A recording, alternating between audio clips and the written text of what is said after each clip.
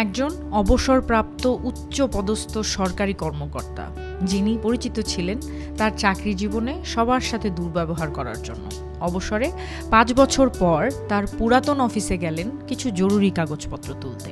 দুঃখজনক হলেও সত্য, আজ কেউ তাকে অভ্যর্থনা জানালো না, কেউ এগিয়েও এলো না। বেশিরভাগ কর্মচারী তাকে চিনেও না চেনার ভান করলো, অথচ একদিন তিনিই ছিলেন এই অফিসের বস। তখন একজন নবীন অফিসার, যে সপ্তাহখানেক আগে যোগদান করেছে, এগিয়ে এসে তার কাছে পরিচয় ও আগমনের কারণ জানতে চাইল। পরিচয় পাবার পর অফিসারটি সাবেক ওই কর্মকর্তাকে চা অফার করলো এবং কৌতূহলবশত জিজ্ঞেস করলো, স্যার, অবসরের পর আপনার দিনকাল কেমন যাচ্ছে?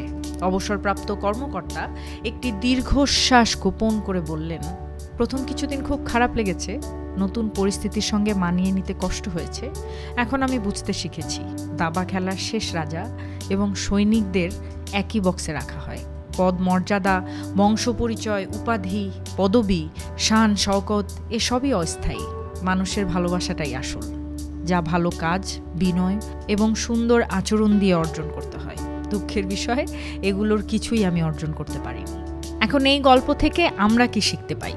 সময় যার যার জীবনের হিসাব করায় গণ্ডায় বুঝিয়ে দেয়। এই সহজ সত্যটা সময় থাকতে আমরা কেউ বুঝতে চাই না।